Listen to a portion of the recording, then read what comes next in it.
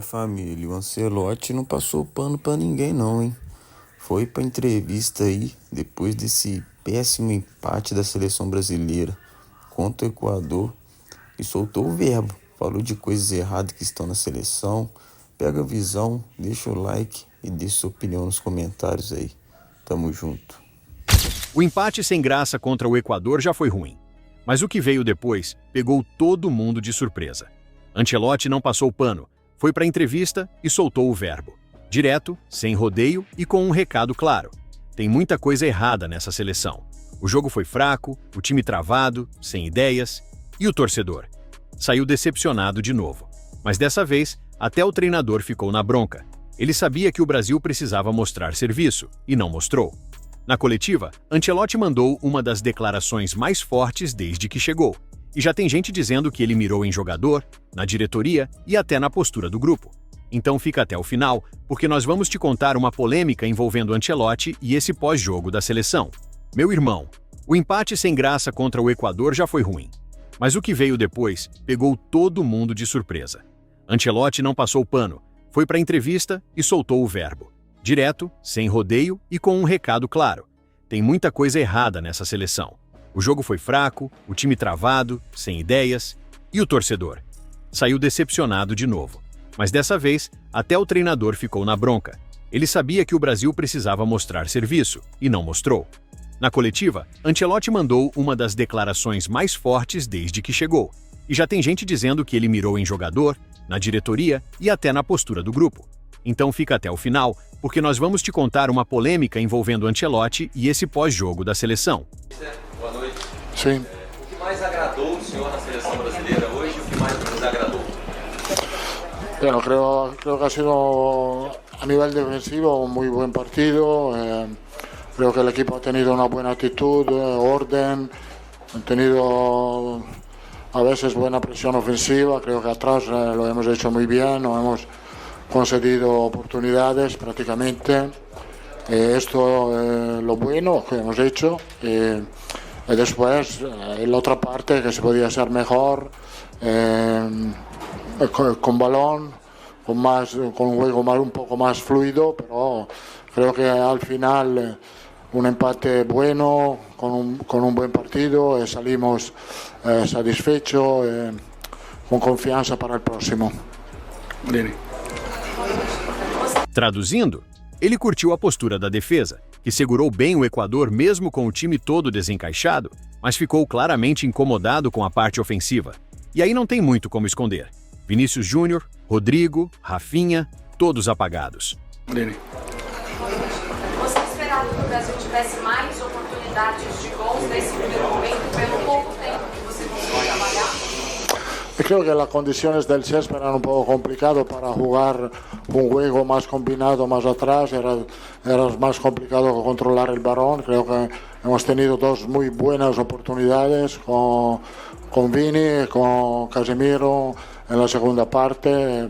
Sí, se podía ser mejor enfrente, pero hay que tener en cuenta también la fuerza del rival, porque Ecuador ha jugado un muy buen partido como nosotros. Professor, boa noite. Parabéns pelo ponto. Acho que o mais importante hoje era esse ponto. Uma classificação possível já em São Paulo. O Brasil hoje tem menos posse de bola, enquanto o Brasil jogava. O senhor fez uma troca do Martinelli pelo lado direito. Qual é a sua ideia de colocar do lado direito? Bueno, los cambios no han sido cambios solo para meter un poco más de energía. Creo que Estevao como Martí, como Richarlison y como Gerson han trabajado muy fuerte, con mucho compromiso a nivel defensivo.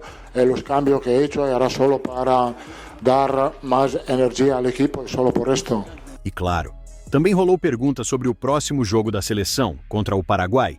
E aí, meu amigo, o Ancelotti não poupou palavras.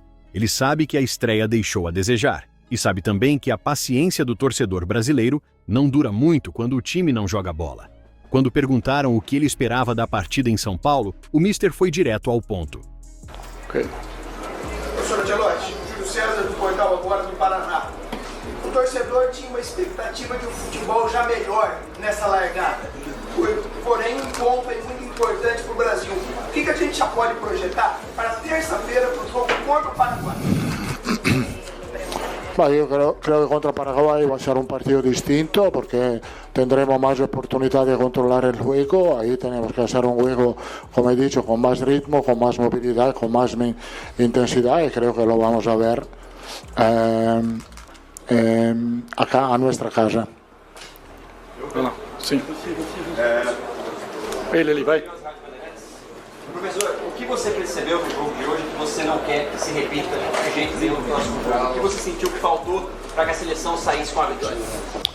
No, como he dicho, faltaba un poco de juego de ataque porque creo que, aparte que creo que Ecuador ha defendido muy bien, no era tan sencillo buscar espacio entre líneas, hemos tenido dificultad en la salida, no siempre han llegado los balones limpios en los últimos tercios. Eso,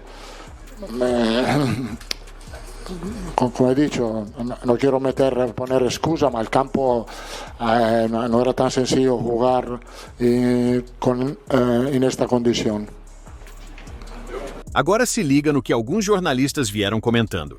Acho que é até difícil colocar dentro de uma caixinha ou de outra, porque é claro que tem um quê de decepção, porque a expectativa era que o Ancelotti pudesse trazer uma mudança, nem que fosse anímica ali, e que a gente visse alguma coisa diferente nesse primeiro jogo. Mas também não dá para excluir totalmente a caixinha do era o que se esperava, porque é muito difícil fazer uma mudança drástica de uma seleção que vem sofrendo há bastante tempo para conseguir não só resultado, mas principalmente desempenho.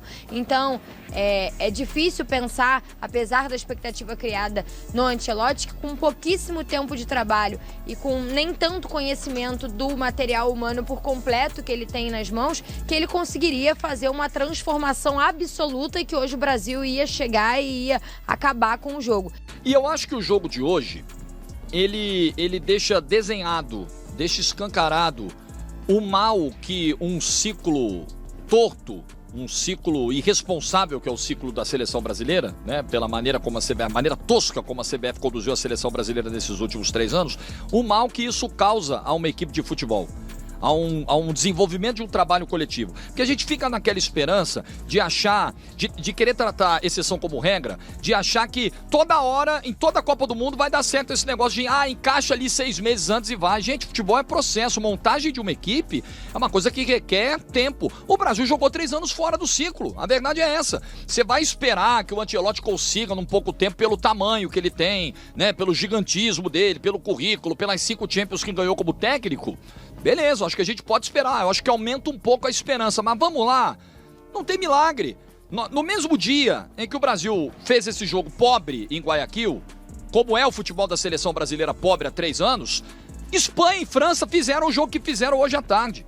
Fica desenhada assim, escancarada a nossa diferença, a nossa distância para eles. E essa distância aumentou pela nossa incompetência, a nossa passividade para achar um substituto para o Tite, a nossa irresponsabilidade de colocar como técnico da seleção brasileira um treinador que estava disputando reta final de Libertadores com o Fluminense. Acharam uma boa ideia. Começar o ciclo com o Ramon Menezes no comando. Acharam uma boa ideia.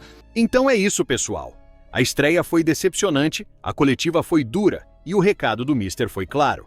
Ou muda agora, ou o barco afunda cedo. Terça tem Brasil e Paraguai. E a cobrança já começou. E aí, você acha que Ancelotti vai dar conta do recado? Comenta aí.